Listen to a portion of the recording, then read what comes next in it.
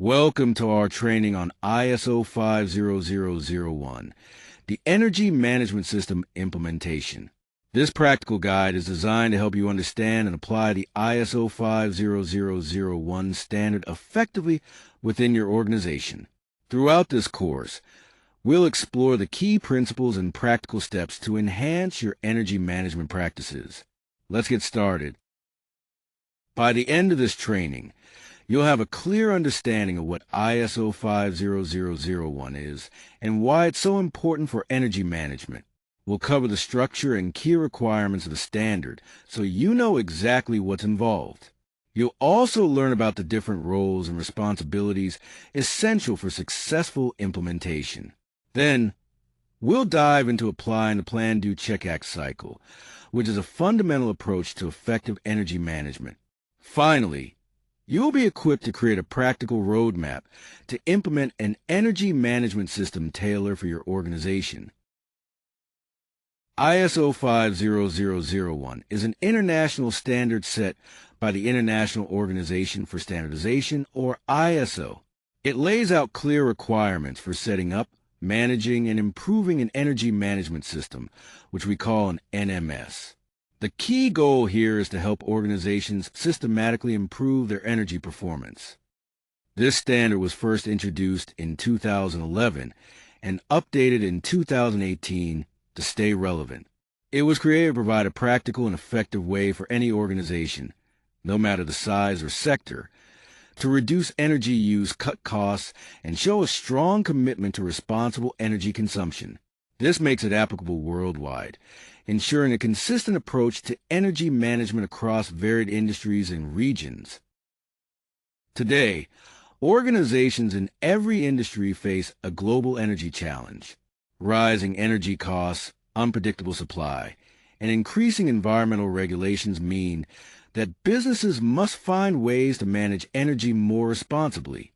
ISO 50001 offers a structured, systematic approach to tackle these issues, allowing companies to implement a repeatable and auditable energy management system instead of relying on one-off solutions.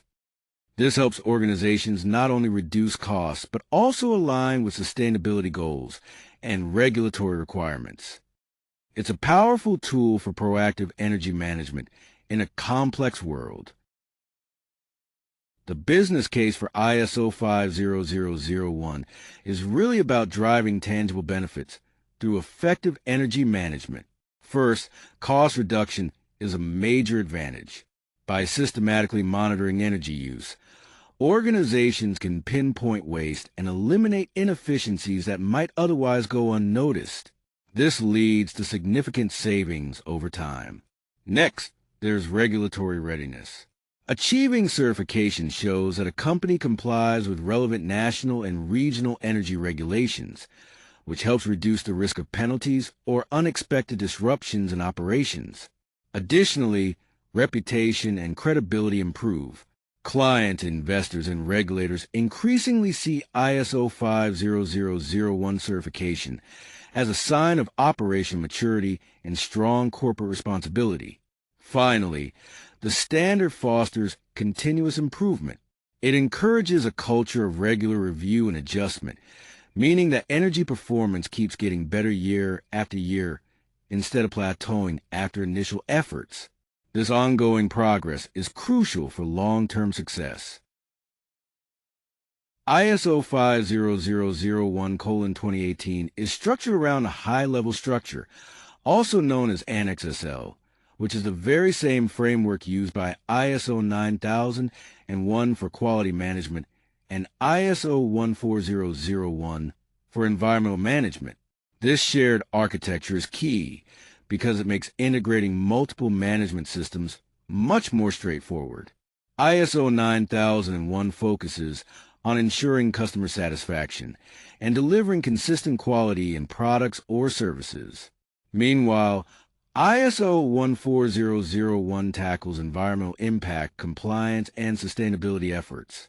ISO 50001 zeroes in on energy management, aiming to improve energy performance, boost efficiency, and support continual improvement. All three standards are built around common clauses like context, leadership, planning, support, operation, performance evaluation, and improvement, which enables organizations to implement a single integrated management system effectively. The Plan, Do, Check, Act cycle, or PDCA, is a foundation of ISO 50001. It's important to understand that this isn't just a one-time project. It's a continuous loop. You start by planning your energy objectives, then take action to implement them. After that, you check whether you met your targets, and finally, you adjust your approach based on what you've learned.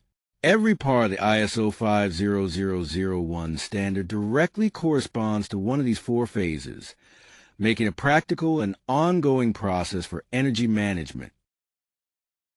Here we're looking at how the PDCA cycle is applied to energy management. First, in the plan phase, you define your energy policy, carry out an energy review, set clear objectives and targets, and identify where your most significant energy uses are. Then, moving to do, you implement your action plans, provide necessary training to build competency, and put operational controls into place. In the check stage, it's crucial to monitor and measure your energy performance indicators, conduct internal audits, and make sure you're meeting all legal requirements. Finally, in the act phase, results are reviewed at the management level, corrective actions are taken as needed, and objectives are revised to drive continuous improvement in energy management.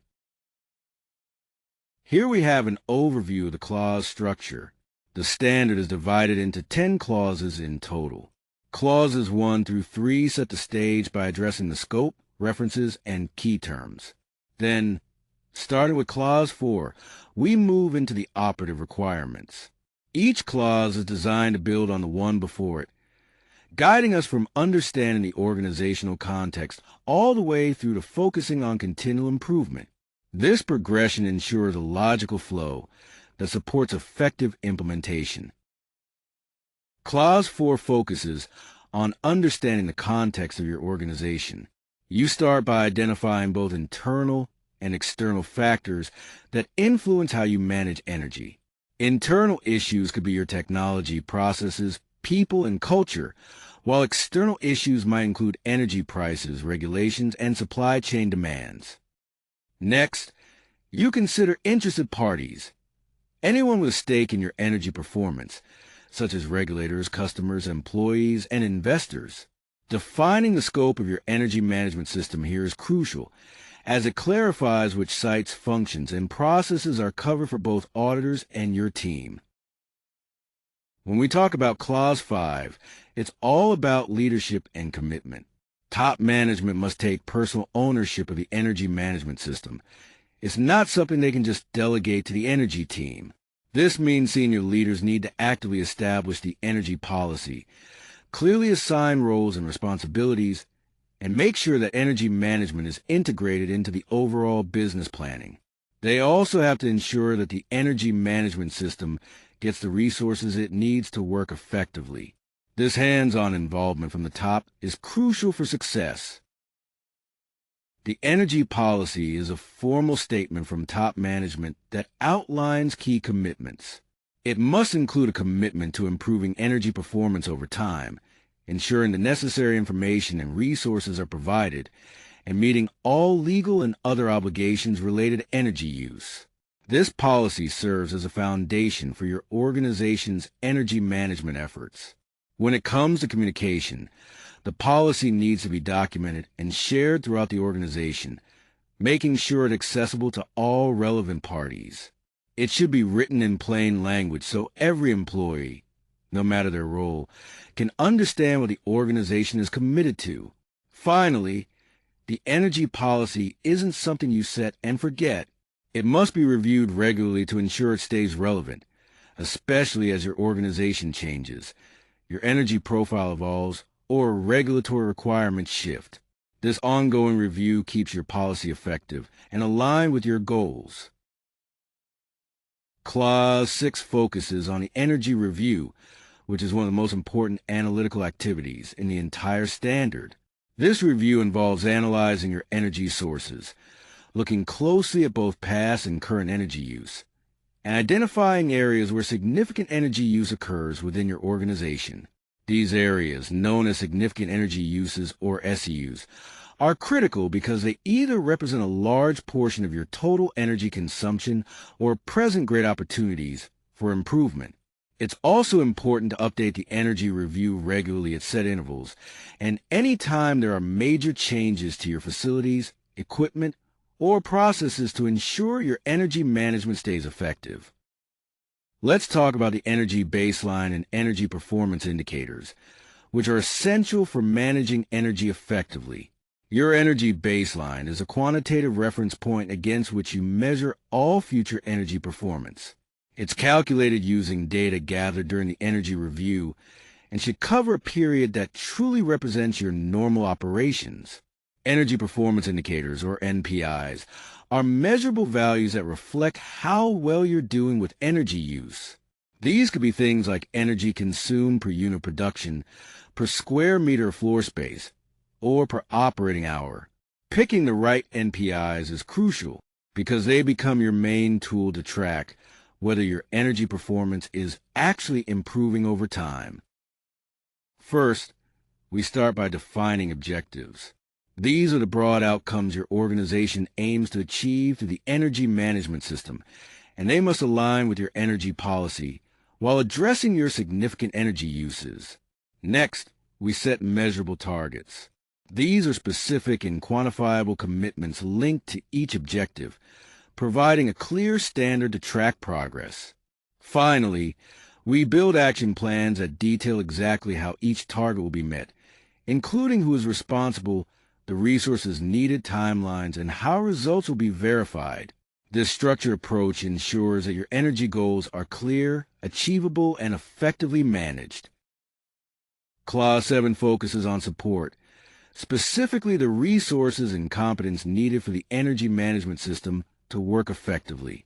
The NMS will only function if it is properly resourced. This means your organization must provide the necessary human, financial, technological, and informational resources. Additionally, it's important to identify the skills and competencies required for anyone whose work impacts energy performance. You then need to confirm that these people are competent and address any gaps through training or other appropriate methods. This ensures the system operates efficiently and delivers continuous energy improvement. On this slide, we're focusing on awareness and communication within an energy management system. First, internal awareness is crucial. Everyone working under the organization's control needs to fully understand the energy policy, how their individual roles impact energy performance, and what the consequences are if procedures aren't followed correctly. Moving on to internal communication, the organization should share information about the energy management system in ways that suit the audience. This could be through briefings, notices, updates on the intranet, or team meetings, depending on the type of work.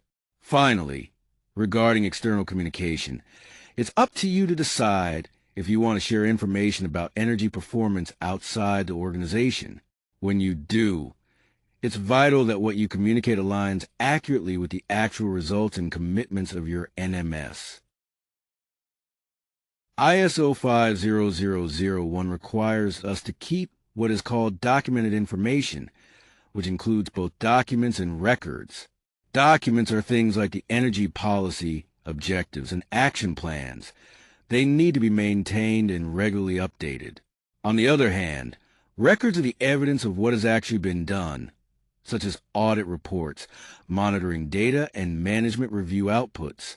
For maintained documents, we focus on key items like the energy policy, scope, energy review, baseline, NPIs, objectives, action plans, and operational controls. Meanwhile, retained records include monitoring results, calibration records, audit reports, management review minutes, and logs of corrective actions. Keeping this documented information organized and up to date is essential for compliance and effective energy management. Clause 8 focuses on operational planning and control. which is all about making sure your energy management system doesn't just stay on paper. You need to plan, implement control, and maintain the processes that help you reach your energy goals. Operational controls are key here. They can be procedures, instructions, or physical measures that guarantee energy-critical activities happen exactly as intended under your NMS. Without these controls, your plans are just good ideas, not real, measurable actions. When designing new facilities, equipment, systems, or processes, it's crucial to integrate energy performance opportunities right from the design stage. ISO 50001 emphasizes that energy efficiency should not be an afterthought, but built into the initial design itself, making it one of the most cost-effective ways to reduce long-term energy consumption. On the procurement side, it's important to clearly communicate to suppliers that energy performance is a key factor in your purchasing decisions. This means your responsibility for energy management extends beyond your own operations into your supply chain and procurement processes. Clause 9 focuses on performance evaluation, which is crucial for maintaining an effective energy management system. First, monitoring and measurement involve keeping a close eye on key operational characteristics that impact energy performance. This means tracking energy performance indicators, or NPIs, comparing them to set baselines, monitoring progress towards your energy targets, and accurately recording actual energy consumption. This continuous process helps you understand how well your energy management efforts are working. Next, legal compliance is essential. At planned intervals, you need to assess whether your organization is meeting all applicable legal and other requirements related to energy use. Importantly, these evaluations must be documented and retained to demonstrate conformity. Finally, internal audits play a vital role.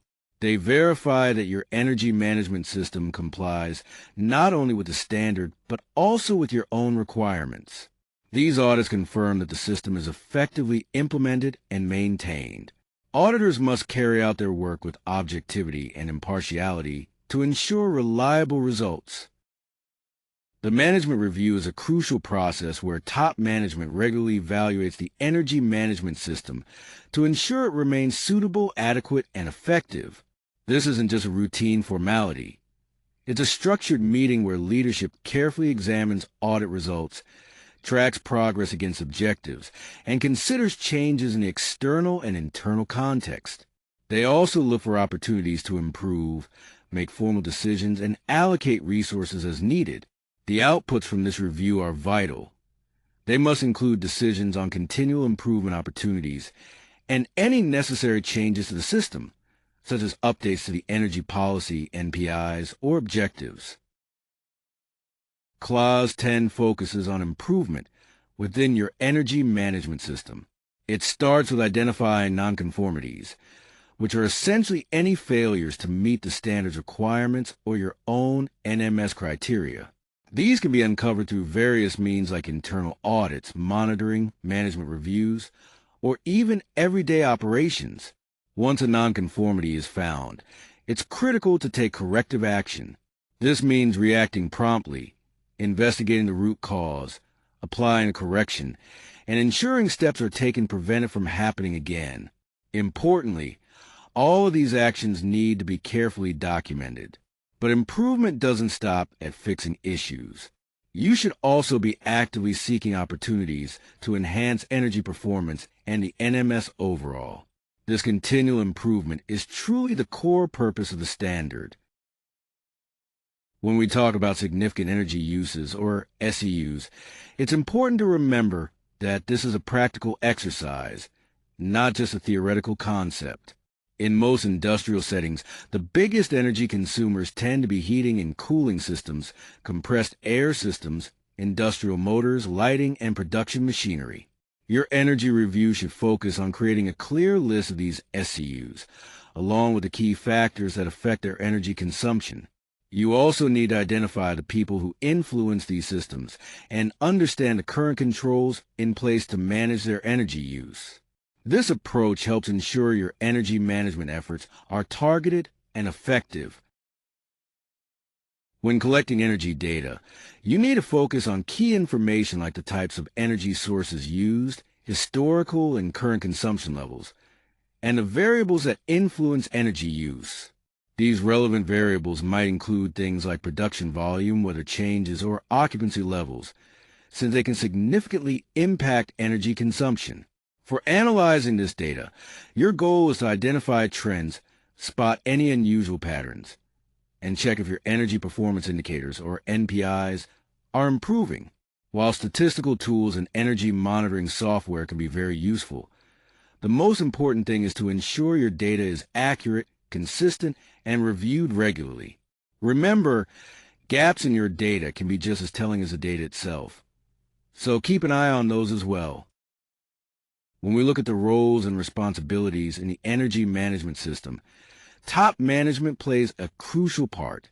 They are accountable for the entire NMS, setting the policy, providing necessary resources, and actively participating in management reviews. Their leadership commitment needs to be clear and consistent. Moving on, the management representative is the person appointed to manage the day-to-day operations. They're responsible for reporting on how the system performs and making sure it's continuously maintained and improved. Lastly, all employees have a role in influencing energy performance. This means operators following procedures, maintenance staff ensuring equipment runs efficiently, and procurement officers considering energy criteria when selecting suppliers. Everyone's contribution is essential for the system's success. Internal audits are essential for ensuring the effectiveness of your energy management system. First, we start by planning the audit. This means defining the audit scope, objectives, and criteria clearly. It's crucial to select auditors who are both competent and impartial to maintain objectivity. Scheduling should prioritize processes of high importance and take into account past audit results. During the audit itself, the team gathers evidence through interviews, observations, and reviewing documents. The goal here is to assess conformity not only with ISO 50001 standards, but also with your organization's specific NMS procedures. Next, we report the findings, detailing areas of conformity, any nonconformities, and potential opportunities for improvement. This report is then shared with the relevant management to ensure transparency and accountability. Finally, the follow-up stage verifies that corrective actions have been effectively implemented. Nonconformities are closed out, and the audit program is updated as necessary. This structured process acts as your organization's own quality check on the NMS, ensuring continuous improvement and compliance. When we talk about calibration and measurement equipment, it's crucial that any equipment used to monitor and measure energy performance is regularly calibrated or verified at set intervals. If you find that a measuring device has been out of calibration, you need to assess whether previous measurements were accurate and take the necessary corrective actions. Keeping documented records of all calibration activities is essential for maintaining the integrity of your energy performance indicator data and your energy baseline. Ideally, national measurement standards should be used as the reference for calibration. However, if no such standard exists, the basis for calibration must be clearly documented. This discipline ensures your energy data remains reliable and trustworthy. Preparing for external certification involves a two-stage audit conducted by an accredited third-party certification body. The first stage focuses on reviewing your documentation to ensure your energy management system is designed to meet the standard. Then, the second stage is an on-site audit where auditors verify that the system is not only in place, but also actively operating as described. To get ready, you need to perform thorough internal audits, complete a management review, and have enough operational time so that meaningful performance data is available. When selecting a certification body, one of the most important factors is accreditation. Make sure the certifier is accredited by a recognized national accreditation body, which ensures they meet international standards for both competence and impartiality. Next, consider sector experience. Choosing auditors who understand your specific industry means they can assess your energy management system more accurately and give you feedback that's truly relevant. Finally, think about geographic reach. If your organization has multiple sites or operates in different countries, confirm whether the certification body can cover all locations under one certificate or how they will manage multi-site certification. These steps help ensure a smooth and effective certification process. One common challenge is weak leadership commitment. When senior leaders view the energy management system as just a compliance task rather than a strategic business priority, the momentum slows down. This often leads to limited resources and makes it tough for the management representative to maintain credibility throughout the organization. Another big issue is poor data quality. Without accurate energy metering and consistent data collection, your energy performance indicators and baseline will be unreliable. This results in decisions based on faulty data, which can erode trust in the whole system. Finally, siloed implementation is a major hurdle. Energy management only works effectively when it's integrated across all departments. If it's treated as a sole responsibility of the energy team, important opportunities in areas like procurement and design can be easily missed. When it comes to overcoming resistance to change, we often face two main challenges. First, there are people who simply don't understand why the energy management system matters. For them, clear and honest communication is key. We need to explain why the organization is pursuing certification and what benefits we expect to gain. This helps build understanding and support. Then, there are those who fear the extra workload. To ease their concerns, we designed the system to be efficient and integrated into existing processes, so it doesn't feel like an added burden. By addressing both concerns thoughtfully, we can move forward more smoothly. When we integrate ISO 50001 with other management systems, we can significantly reduce duplication in documentation, auditing, and training. This integration streamlines processes and makes the annual management review much more strategic by allowing us to review quality, environmental, and energy performance all together in one session. This holistic view helps in making better informed decisions and driving continuous improvement across all areas. When we talk about energy performance improvement methods, there are three main approaches to consider. First, technology upgrades. Replacing outdated equipment with energy-efficient alternatives.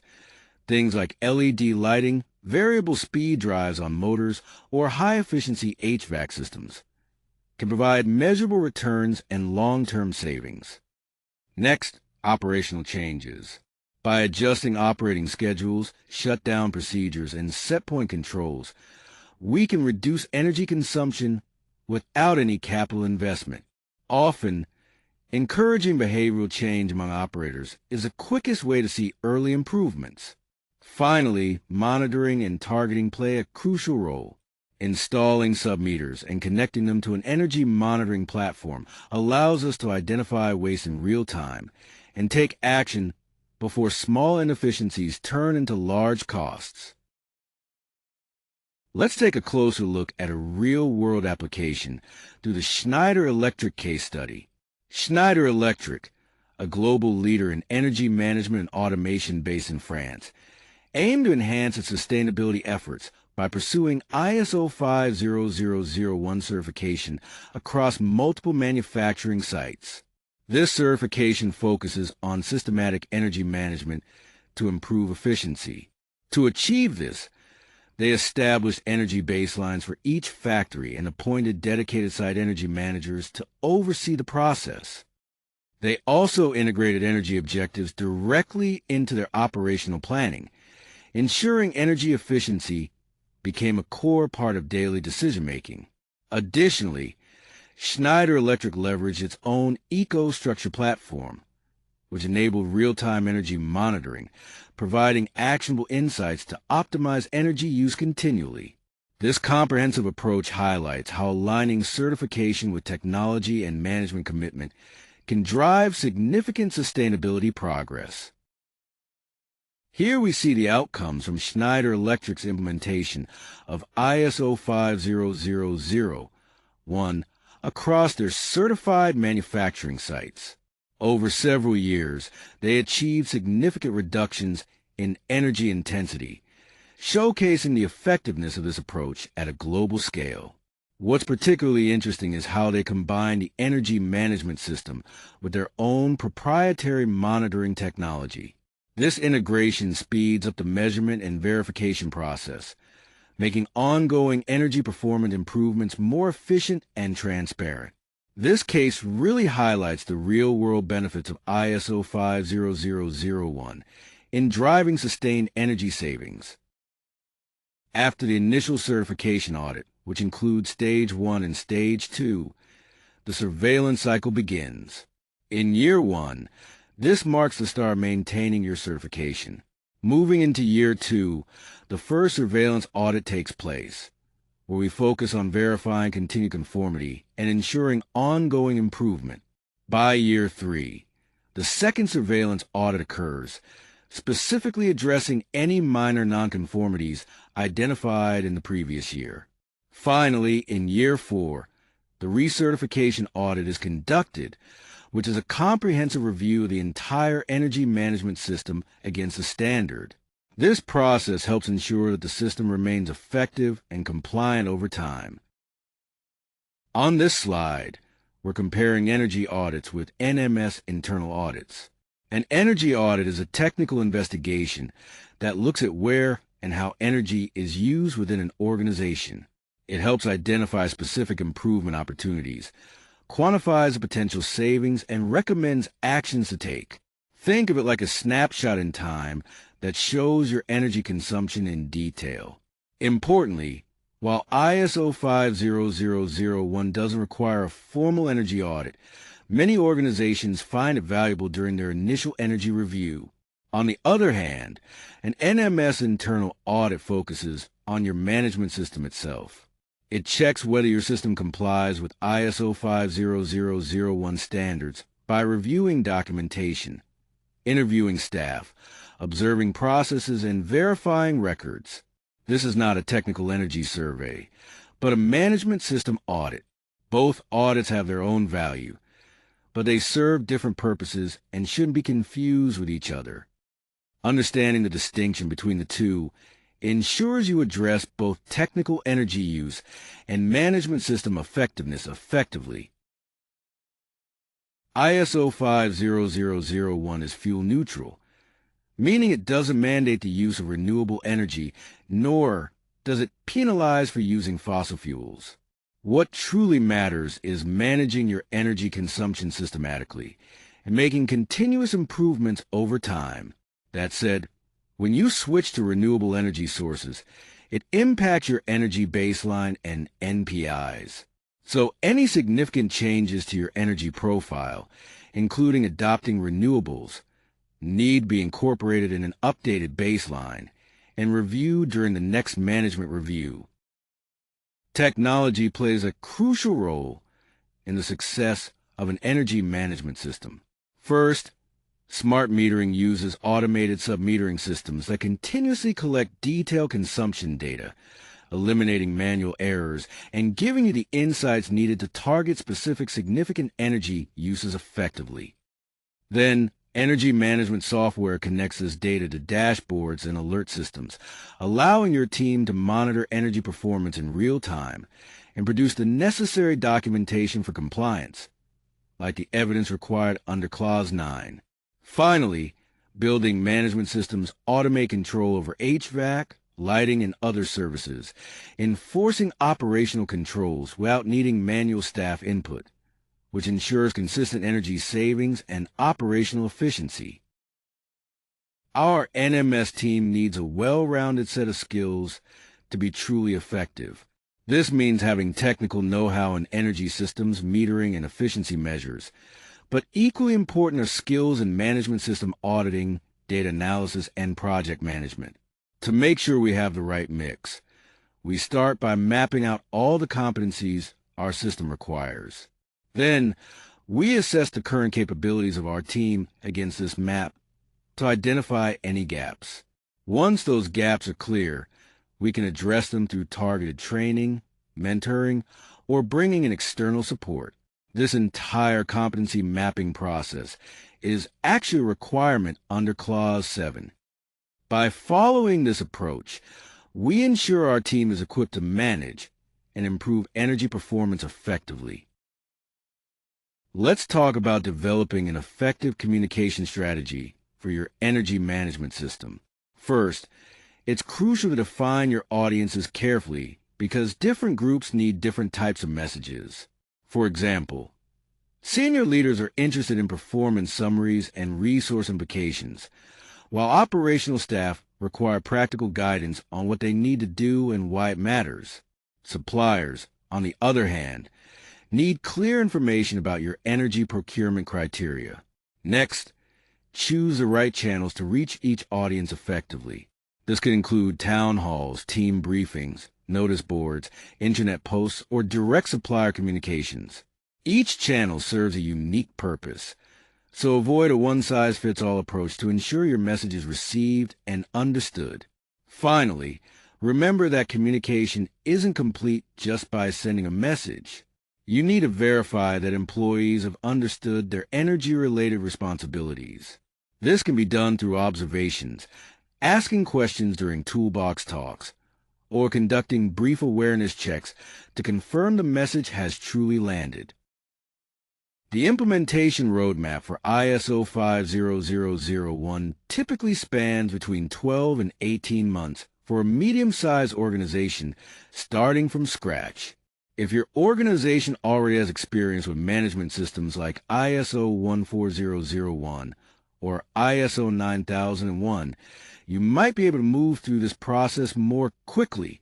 This roadmap highlights the key phases you'll encounter, but keep in mind that your actual timeline will vary based on factors like the complexity of your energy usage, your organization size, and the resources you can dedicate to the effort. Now, let's focus on the implementation phases. These phases outline the step-by-step process we follow to ensure smooth and effective execution of our project. Each phase builds on the previous one, guiding us from initial planning all the way through to final deployment. Understanding these stages is crucial because they help us manage resources, timelines, and risks efficiently, ensuring we stay on track and meet our goals. When starting a gap analysis, it's important to understand its purpose. It compares your current practices against every requirement of ISO 50001. This process shows you what you already have in place, what needs to be formalized or created, and what must be changed.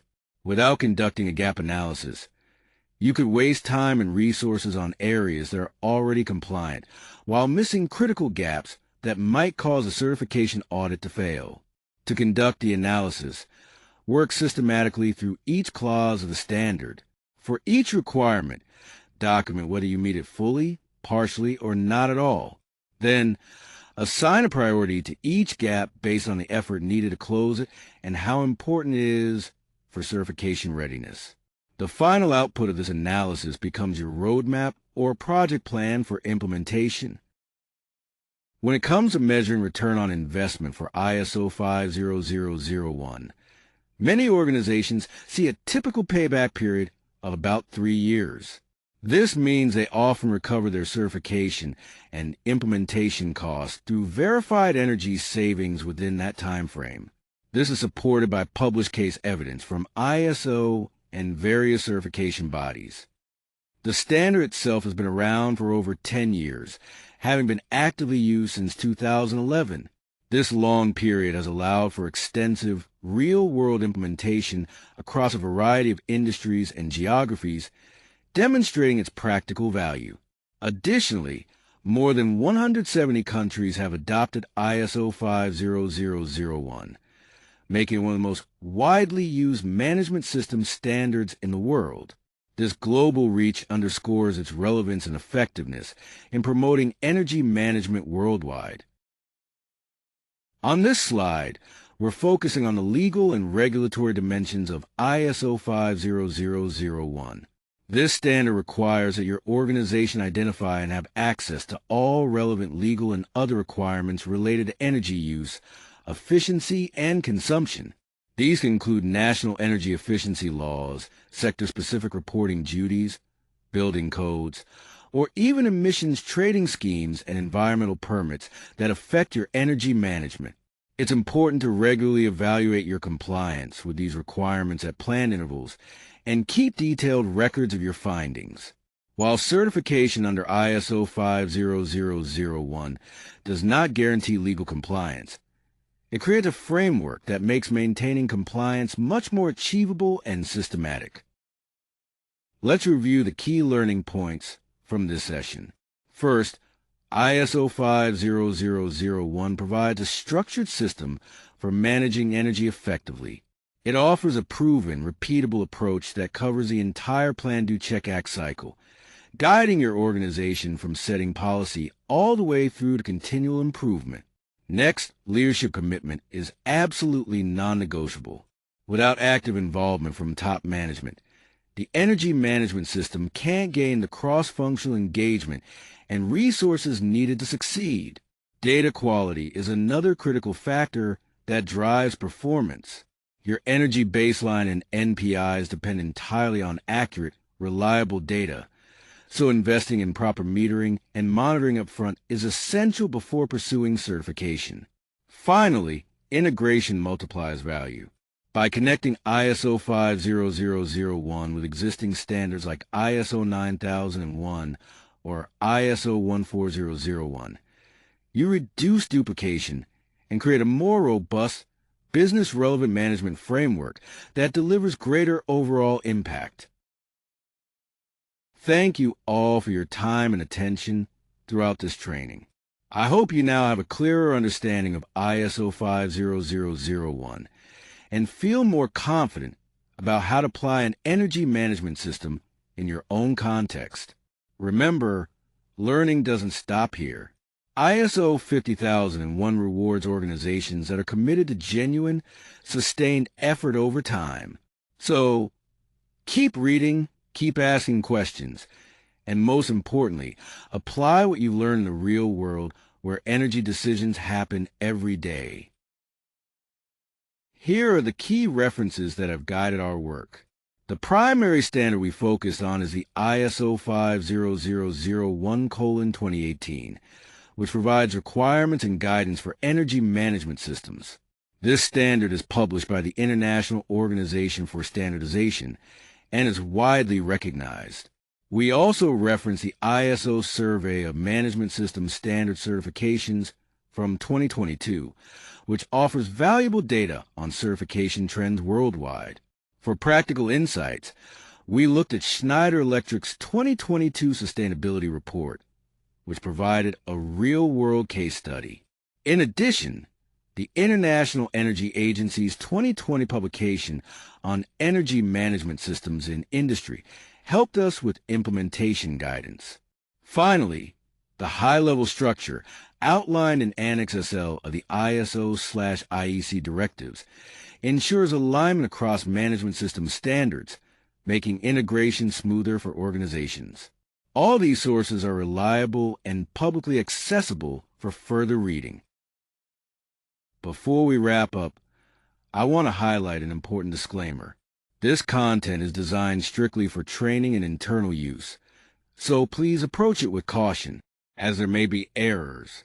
The author does not take responsibility for any actions you might take based on this information. It's essential to use your professional judgment, and remember that this is not a substitute for expert legal or professional advice. For complex issues, always consult qualified specialists to ensure the best outcomes.